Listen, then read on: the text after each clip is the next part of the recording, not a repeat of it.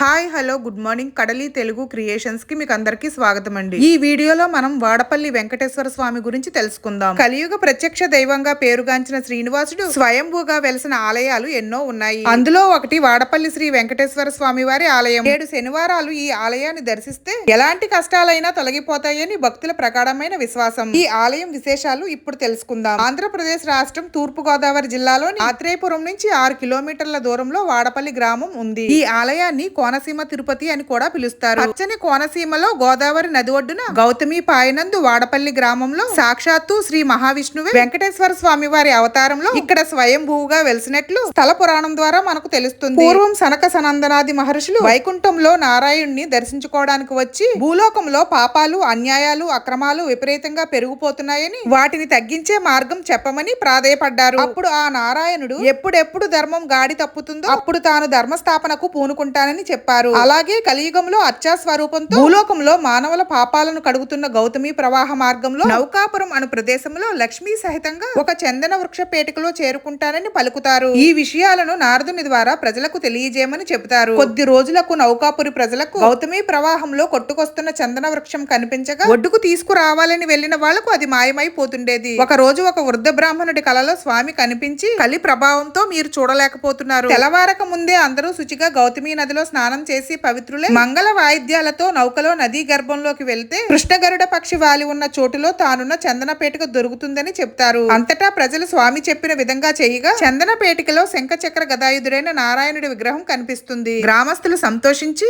ఆ అర్చావతార రూపానికి గౌతమి తీరాన దేవాలయం నిర్మించి స్వామిని ప్రతిష్ఠ చేసి పూజించడం ప్రారంభించారు. వాడపల్లి గ్రామాన్ని పూర్వం నౌకాపురి అని పిలిచేవారు. గతంలో నాసికా త్రయంబకేశ్వరం నుంచి వెంకటేశ్వర స్వామి చెక్క విగ్రహం గౌతమి నదిలో కొట్టుకుని రాగా నారద మహర్షి స్వామివారిని కనుగొని తన స్వహస్తాలతో ప్రతిష్ఠించి వెంకటేశ్వరునిగా నామకరణం చేశారు. ఒకసారి వర్షాకాలంలో విపరీతమైన వర్షాలు కురిసి గోదావరి నదిని వరద ముంచెత్తడంతో నారదుడు నిర్మించిన ఆలయం నదీ గర్భంలో కలిసిపోయింది. ఆ రోజుల్లో పినుబోతు గజేంద్రుడు అనే భూస్వామి కొన్ని పడవలకు అధిపతిగా ఉండేవారు. ఒకసారి పెద్ద తుఫాను సంభవించడం వల్ల ఆ పడవలన్నీ సముద్రంలో కలిసిపోయాయి. తన పడవలు సముద్ర గర్భం నుంచి బయటకు వస్తే వెంకటేశ్వర స్వామిని గోదావరి నది నుండి బయటకు తీసి ఆలయం నిర్మించి స్వామివారిని ప్రతిష్ఠ చేస్తాను అని మొక్కుకుంటారు. ఆశ్చర్యకరంగా మరుసటి రోజే నౌకలన్నీ నదీ ఒడ్డుకు చేరడం వల్ల అన్న మాట ప్రకారం స్వామివారికి ఆలయాన్ని నిర్మించారు. కొన్ని రోజులు గడిచిన తర్వాత ఆలయంలోని పూజలు అర్చకులకు భారంగా మారాయి. ఆ సమయంలో భక్తవరదుడైన వెంకటేశ్వర స్వామి స్వయంగా పెద్దాపురం సంస్థానానికి రాజైన రాజా శ్రీవత్సవాయి పెమ్మ గజపతి మహారాజు కలలో కనిపించి దైవ సేవలతో పునీతుడవై వైకుంఠానికి చేరతావు అని పలికి అదృశ్యమవుతాడు. అప్పుడు గజపతి మహారాజు తనకు కలలో కనిపించిన స్వామి వాడపల్లి వెంకటేశ్వరుడు అని గుర్తించి ఆ ఆలయంలో పూజలు అభిషేకాలకి ఆర్థిక భారం లేకుండా స్వామివారి నిత్య కైంకర్యాలకు 1759వ సంవత్సరంలో తన సొంత ఆస్తిని 270 ఎకరాలు స్వామివారికి సమర్పించారు. మీలో ఎంతమంది వాడపల్లి వెంకటేశ్వర స్వామిని దర్శించుకున్నారో కామెంట్ చేయండి. ఈ వీడియో నచ్చితే తప్పకుండా లైక్ చేయండి. మళ్ళీ మరొక మంచి వీడియోతో మీ ముందుంటాను.